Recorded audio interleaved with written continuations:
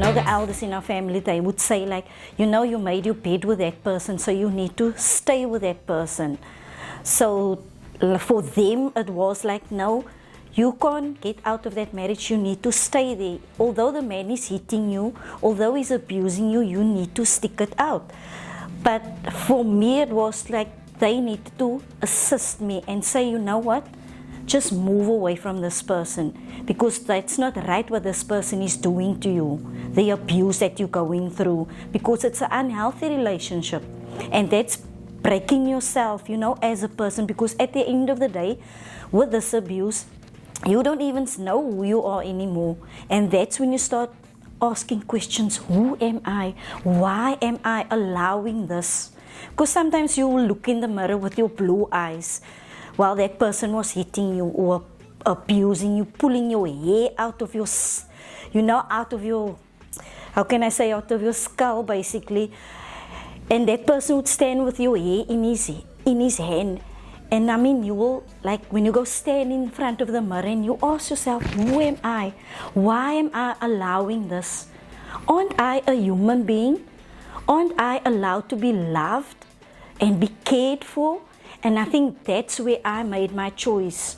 Because I mean, for 6 years to be in a marriage and enduring all of those abuse, and then your family still tell you that you need to stick it out. And I just decided, no, enough is enough. I need to move away. Whether they're going to assist me, they're going to be there for me, I need to do it for myself so that I can find myself and know who I am as a woman. And I did that for myself and for my children. And I decided I need to speak to somebody, and then I spoke to the social worker at the hospital. The reason for me going to the hospital was of some injuries I had, and I couldn't take the pain anymore. I explained to her, she gave me a letter. I came to the Saartjie Baartman Centre. I spoke to the social worker at Saartjie Baartman Centre. She was very helpful, she was compassionate, she showed a lot of love towards me. And that same Thursday when I came to Saartjie Baartman Centre, I was admitted with my 2 sons.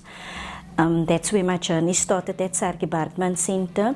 And what also helped me at the Saartjie Baartman Centre was I was broken. I didn't feel like myself anymore. I felt like somebody that was, like a rag doll. I felt like somebody that was totally different. But as I progressed at Saartjie Baartman, where I received the love, the compassion, what I can also say is I felt like a sister, because they showed me the love that sisters would show to each other. And the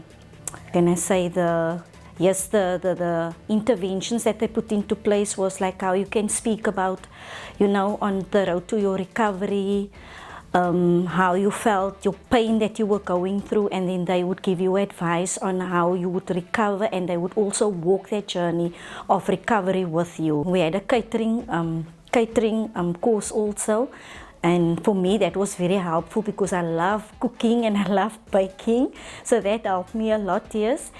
And then the chef in the kitchen, he said, oh, I can see that you're very passionate about making food, so that also helped me. And then I started working in the kitchen. We made food, he showed us how to bake.